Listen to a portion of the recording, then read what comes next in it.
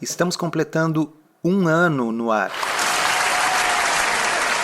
São mais de 50 episódios, 50 oficiais e vários episódios extra. E a gente segue aqui toda semana com conteúdo novo, gratuito para vocês. Não é uma tarefa fácil. Exige bastante disciplina, reservar esse tempo na agenda para fazer isso acontecer de forma consistente. Mas 1 ano depois, nós temos bons motivos para comemorar. E esse episódio é dedicado a isso.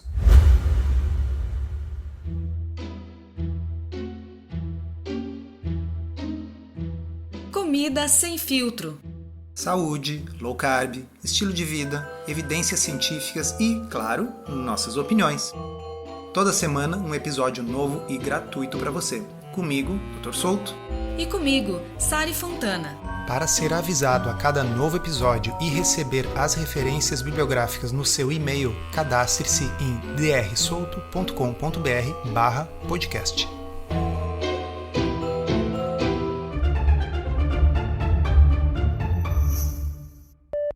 Sari, quando a gente estava olhando agora a lista dos episódios que já existem, tem alguns que a gente gostou especialmente de fazer. Tem alguns que foram especialmente interessantes, até divertidos. E vale a pena relembrar. Eu não fico olhando muito para essas métricas, esses números, mas fui consultar aqui para trazer para vocês e levei até um susto, porque são centenas de milhares de downloads já de podcast toda semana. São milhares de pessoas nos acompanhando.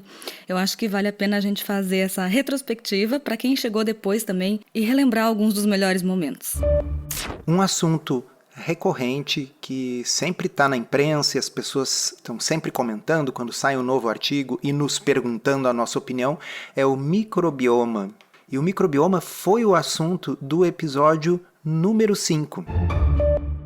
Então, a realidade ela ficou muito aquém da hype. E sob pena de ser repetitivo aqui para vocês, mas para salientar, não se trata de desmerecer a área de estudo ou de dizer que microbiota é uma coisa que não tem importância. Longe disso, né? É necessário ao mesmo tempo que a gente entenda e diga em alto e bom som. O que nós sabemos ainda é muito pouco. Outro episódio que teve uma repercussão enorme e até hoje a gente referencia é o número 7, aquele em que a gente falou do consumo de carne. O título era Comer menos carne não vai salvar o planeta. Alega-se que vacas produzem grande quantidade de gases de efeito estufa. Alega-se que comem a comida que os humanos poderiam estar comendo. Dizem também que os animais consomem grande quantidade de água. Por fim, dizem que ocupam terras que poderiam estar produzindo muito mais comida com a agricultura. Então vamos ao primeiro mito que é muito popular, difundido por aí, que os animais consomem grande quantidade de água. Aquele mito de que para fazer um hambúrguer de 113 gramas é necessário o consumo de 3.000 litros de água. A primeira coisa importante de vocês saberem é que 94% da água necessária para produzir carne é a chamada água verde, ou seja, água da chuva. A água que cairia no pasto, não importa se o animal estivesse lá para pastar ou não. E a referência bibliográfica dessa e de outras afirmações numéricas está na descrição do episódio, isto é, nas notas deste episódio. Então não deixem de consultar se vocês são da área. Vamos ao próximo mito, então. Alega-se que os animais comem a comida que os humanos poderiam estar comendo. Algo como, para criar 1 quilo de carne, precisa-se de 25 quilos de grãos. Ou, poderíamos alimentar mais de 3,5 bilhões de pessoas com a comida que damos para os animais. Aqui nós temos mais algumas falácias. E a primeira e mais importante, e vocês prestem atenção neste número, 86% do que se fornece para alimentação animal em peso são coisas que não são comestíveis por seres humanos. Referência bibliográfica, como de resto das outras coisas que a gente fala, está na descrição. 16% do que se dá para os animais é comestível por humanos, mas a maioria desses 16% não vai para o gado, não vai para os ruminantes, vai para aves e porcos, que são animais monogástricos, significa que eles têm um estômago só e eles não podem viver só de capim e feno e restos formados por celulose. Já para os ruminantes, e aqui inclui vaca, ovelha, essas coisas, a vasta maioria, 90%, são coisas que não são comestíveis por humanos. O que esses animais estão fazendo é o chamado upcycling, uma palavrinha que não existe no português, mas que é bem importante da gente entender. Um tema bastante recorrente em diversos episódios é a questão da restrição, e a gente fez um dedicado exclusivamente a isso, é o episódio número 9, chamado Dieta Restritiva. Por que não? Eu gostei especialmente desse episódio, eu gostei de gravá-lo e eu acho que é um episódio que vale a pena vocês escutarem ou escutarem de novo, porque é muito importante que a gente acabe com esse mito de que nenhuma dieta pode restringir qualquer coisa. A realidade é, sempre que a gente precisa de resultado, a gente precisa sim restringir alguma coisa. Ouçam esse trechinho. Voltando ao que diz o texto, é importante entender que não fazer dieta não significa comer de tudo, como se não houvesse amanhã. Só aqui já vou fazer uma intervenção. Se não pode comer de tudo, tem restrição? Tem que restringir alguma coisa. A definição de não poder é restringir. Restringir significa não poder. Vamos lá. Comer bem depende de escolhas. Olha, escolhas. Se eu tenho que escolher, eu não tenho liberdade para comer tudo. Se depende de escolhas, se comer bem significa que eu não posso comer porcaria, significa que eu tenho que restringir porcaria.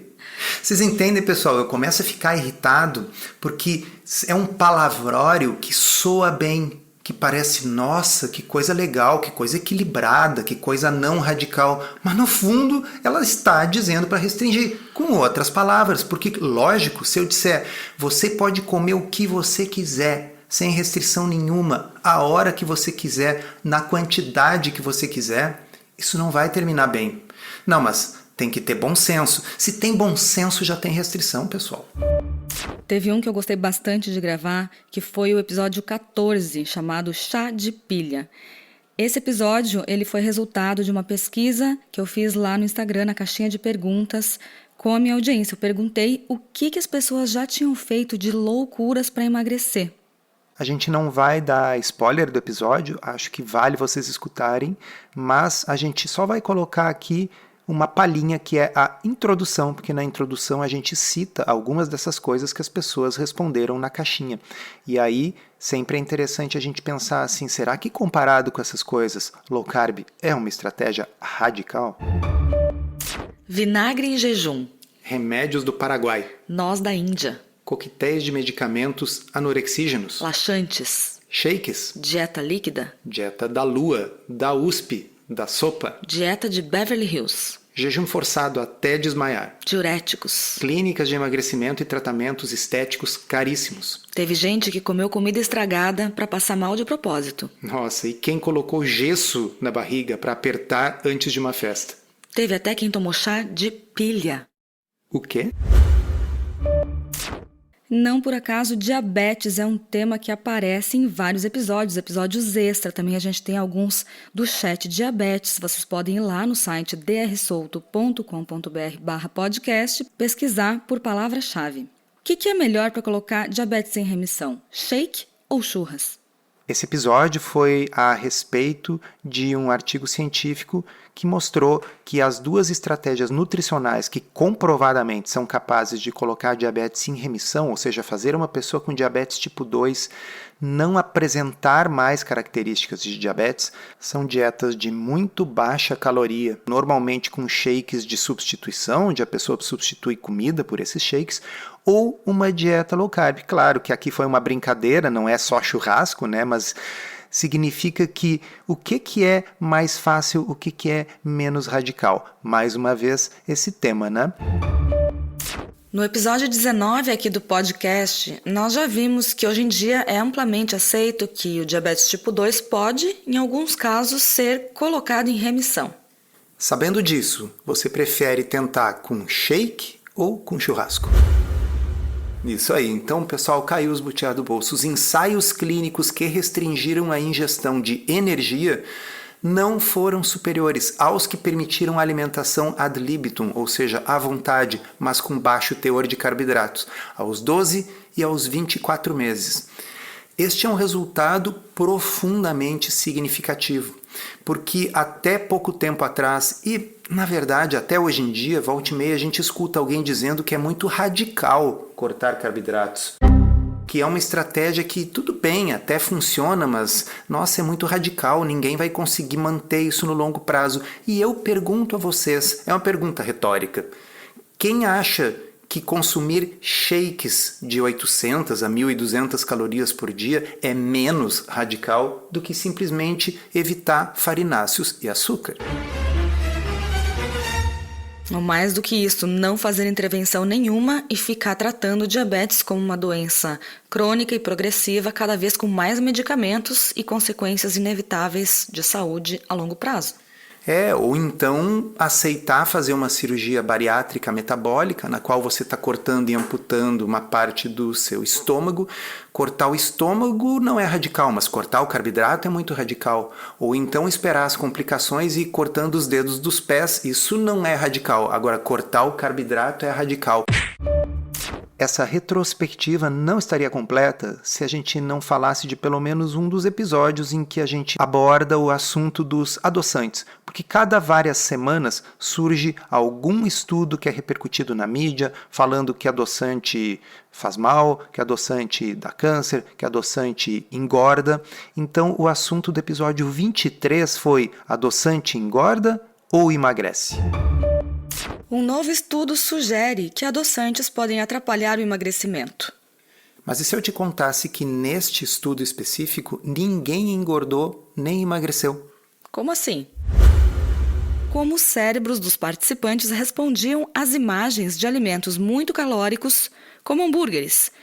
Então aqui, mais um parênteses, como que eles tentaram quantificar uma coisa que é um pouco subjetiva, que é a sensação de fome. Foi através desse exame, ressonância magnética, e os participantes eram expostos a imagens de alimentos numa tela. Sim, mas eles engordaram ou emagreceram? Eu não sei, porque esse estudo não mediu isso, na verdade. Então, pessoal, repito, se o estudo não mediu isso, qual o significado de fazer manchetes sobre isso, alegando que o consumo ou não de refrigerante dietético vai impactar positivo ou negativamente o seu emagrecimento? Voltamos àquela questão dos desfechos. Os desfechos importam. Se vocês querem saber se o consumo de refrigerante dietético afeta o emagrecimento, você tem que fazer um ensaio clínico randomizado e pegar um grupo de pessoas e sortear um grupo para o refrigerante, o outro grupo sem o refrigerante, e depois de alguns meses medir se as pessoas engordaram e emagreceram. E não é como se esses estudos não tivessem sido feitos. Nesse episódio a gente comenta que os ensaios clínicos randomizados mostram que adoçantes produzem emagrecimento, ou seja, as dietas que são testadas em grupos diferentes de pessoas permitem o uso de adoçante e o desfecho concreto é que elas emagrecem. Inclusive, eu gosto sempre de salientar que os vários, dezenas de ensaios clínicos randomizados que a comunidade low carb utiliza para mostrar, com razão, que low carb é uma estratégia eficaz para emagrecimento, quando você vai lá no detalhe dos materiais e métodos do estudo, ver como é que a dieta foi feita, as dietas permitem adoçantes. Então a gente já sabe a resposta da pergunta que dá título ao episódio. As pessoas emagrecem. E, no entanto, o pessoal insiste em ficar fazendo esses estudos que mostram só mecanismos ou que mostram coisas em ratinhos, né? Para você que gosta do formato em áudio e quer um guia completo para desvendar a dieta low carb, conheça o Podcurso Low Carb da Teoria à Prática. São mais de 20 horas de conteúdo exclusivo para ouvir onde e quando quiser. Se você precisa de um verdadeiro passo a passo para emagrecer e transformar sua saúde, ele é para você. Chega de dúvidas e frustração. Agora é hora de ver resultados. Vem com a gente aprender tudo sobre low carb da Teoria à Prática. Acesse drsolto.com.br/podcurso. E a gente não pode deixar passar em branco aqui, nesse aniversário do podcast Comida Sem Filtro, o episódio mais ouvido de todos os tempos, que foi muito, muito compartilhado. É o episódio número 40, Carbofobia. Eu sei que você levou aí vários dias trabalhando nessa edição, reedição de uma matéria que saiu publicada num grande veículo de mídia para conseguir contar outra história que estava por trás daquilo que eles queriam comunicar. Ele foi um episódio difícil, trabalhoso, mas também ele foi, confesso, divertido para mim, porque eu fiquei possuído pelo que eu vi. A história, para quem não ouviu, era de uma mulher que teve sucesso com a estratégia low carb e, no entanto, a edição que o programa de televisão deu fazia parecer que era uma coisa ruim e perigosa. Então, se eles podiam editar para distorcer a mensagem daquele jeito, eu pude reeditar para corrigir a mensagem que estava distorcida. Então, vai aí uma palhinha, um trechinho para vocês.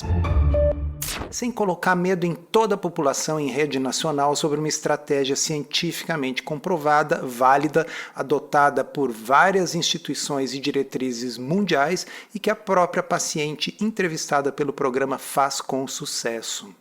Mas vocês já não estão sentindo um pouco de saudade daquela linguagem que o jornalista faz para dizer que a dieta é ruim? Lembra chamar de dieta da moda, esse tipo de coisa? Ó, tem mais uma agora, ó. Vamos lá, vamos ouvir. Doutora, o que você tem a dizer para quem está neste momento fazendo uma dieta radical ou está pensando em fazer uma dieta radical? E o que seria uma dieta radical? A dieta da sopa?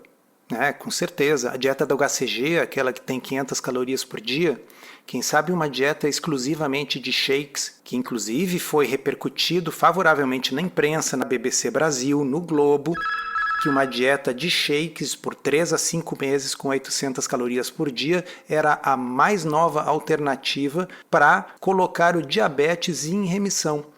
Eu acho uma dieta de shakes bem radical. Agora, poder comer carne, peixe, frango, salada, ovos e laticínios à vontade é tão radical assim? Será que a Associação Americana do Diabetes adotou como uma das suas estratégias padrão uma dieta radical? Mas claro, pessoal, o truque é esse, chama de radical porque aí parece feio. Mas enfim, pelo menos funciona, né? As dietas radicais, elas não funcionam. Não funcionam? Com esse esforço, você já perdeu quantos quilos? Mais de 25 quilos. Parafraseando Mark Twain, como é ruim, né, quando a realidade se intromete na nossa teoria tão bonita. Podiam pelo menos ter escolhido para entrevistar uma pessoa que não teve sucesso com a estratégia. Mas é que a maioria tem, né? Já sei. É que uma dieta muito radical, ela até pode funcionar no início, mas o quê? A pessoa não vai conseguir fazer isso no médio e longo prazo, não é isso, doutora? As dietas radicais, elas não funcionam no médio e longo prazo. Certamente não dá para ficar comendo só sopa por 1 ou 2 anos, mas e a tal dieta super radical da low carb? Foram 2 anos fazendo dieta low carb. Mas eu continuo sempre fazendo a dieta, não como arroz. É como se eu tivesse perdido o paladar com arroz. Ele não faz diferença, ele não faz falta no meu prato.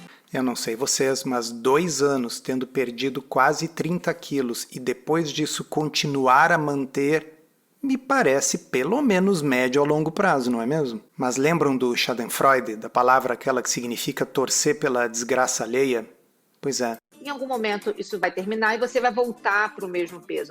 Fazendo uma interpretação caridosa dessa frase, o que dá para dizer é o seguinte, isso é verdade, mas isso é verdade com toda e qualquer intervenção que produza perda de peso. Não é fácil manejar a obesidade, não é simples. Existe um mecanismo homeostático complexo no corpo que tenta trazer a pessoa de volta para o sobrepeso, para o set point, para aquele peso maior que ela já teve.